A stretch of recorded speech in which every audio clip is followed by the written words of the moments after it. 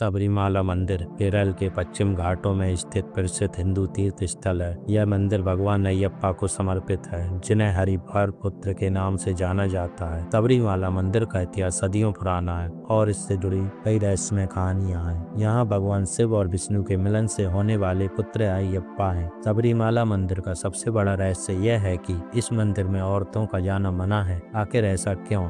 यह भी कहा जाता है भगवान अयप्पा के दर्शन करने के लिए मस्जिद की परिक्रमा करनी पड़ती है। आखिर मस्जिद की परिक्रमा क्यों करनी पड़ती है और इस मंदिर को किसने बनवाया और ऐसा क्यों कहा जाता है 45 दिन के ब्रह्मचर्य का पालन किए बिना भगवान अयप्पा के दर्शन नहीं कर सकते और क्यों भगवान अयप्पा के दर्शन करने वाले व्यक्ति को सात्विक भोजन करना पड़ता है। ऐसे ही अनेक रहस्य इस मंदिर से जुड़े हुए हैं। आज हम सबरीमाला मंदिर से जुड़े रहस्यों के बारे में बताने वाले हैं, जिन्हें शायद ही आप जानते हो। सबरीमाला मंदिर के रहस्य जानने के लिए हमें कई युगों पहले जाना होगा। इस कथा का प्रारंभ असुर महिषासुर से है।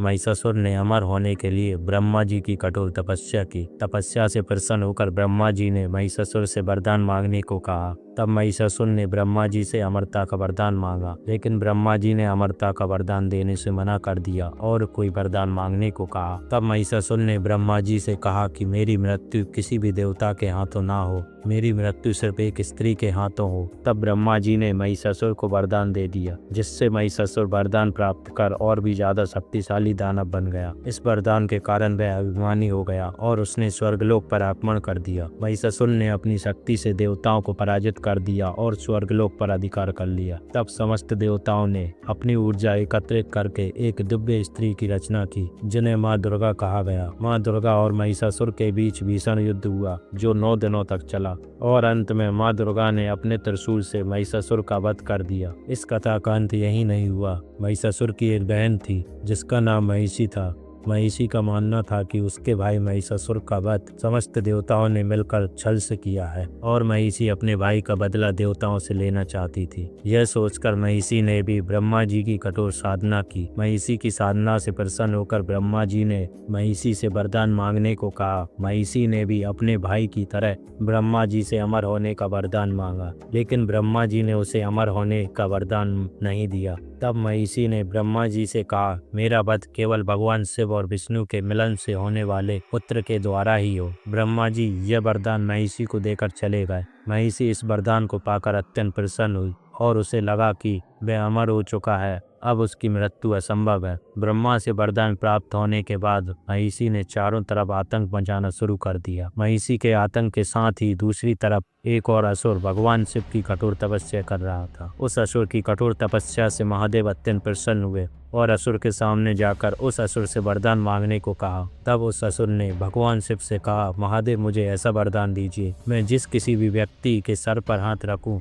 वह भस्म हो जाए, फिर चाहे वह स्त्री हो या पुरुष, देवी हो या देवता। भगवान शिव ने उस असुर को वरदान दे दिया। वह असुर कोई और नहीं भस्मासुर था। भस्मासुर अपने वरदान को महादेव के ऊपर ही हाथ रखने के लिए भागा। यह देख भगवान शिव वहां से भागने लगे। यह देख भगवान विष्णु ने शिव जी को बचाने के लिए मोहिनी रूप लिया और भस्मासुर के सामने आ गए। भस्मासुर मोहिनी रूप को देखकर मोहित हो गया। मोहिनी ने भस्मासुर के सामने नृत्य का प्रस्ताव रखा और भस्मासुर मोहिनी के साथ नृत्य करने लगा। वह नृत्य में इतना लीन हो गया कि वह नृत्य करते करते अपना हाथ अपने सिर पर ही रख दिया और वह भस्म हो गया। और उसी मोहिनी रूप को देखकर शिव जी आकर्षक हो गए और उनके मिलन से एक दिव्य बालक का जन्म हुआ, जिसका नाम हरिहर हुआ। यही बालक अयप्पा भगवान थे।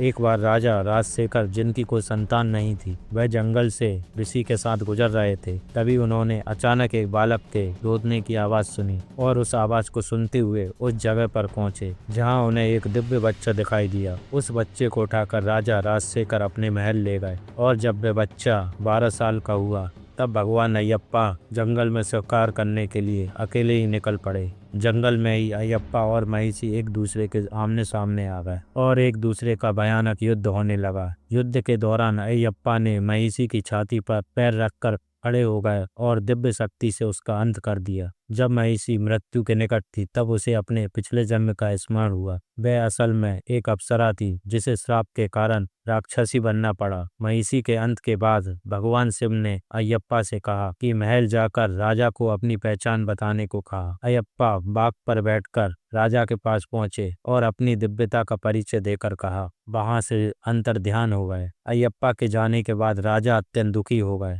तब अयप्पा ने राजा के सपने में आकर अपने दिव्य स्वरूप के दर्शन दिए और राजा से कहा कि वह सबरीमाला पर्वत पर एक मंदिर का निर्माण करवाएं और मूर्ति स्थापित करे। और अयप्पा ने कहा, इस मंदिर में जो भी भक्त आएगा उसे 45 दिन का ब्रह्मचर्य का पालन और सात्विक भोजन करना पड़ेगा। बिना इसके कोई भी मेरे दर्शन नहीं कर पाएगा। और राजा ने वैसा ही किया और मकर संक्रांति के दिन मूर्ति की स्थापना हुई। ऐसा कहा जाता है मकर संक्रांति के दिन एक ज्योति प्रकट होती है और इस ज्योति को मकर ज्योति कहा जाता है और इसे देखने के लिए लाखों श्रद्धालु हर साल सबरीमाला मंदिर आते हैं। यदि आप लोगों को भी यह वीडियो पसंद आई हो तो लाइक शेयर और चैनल को सब्सक्राइब अवश्य करें।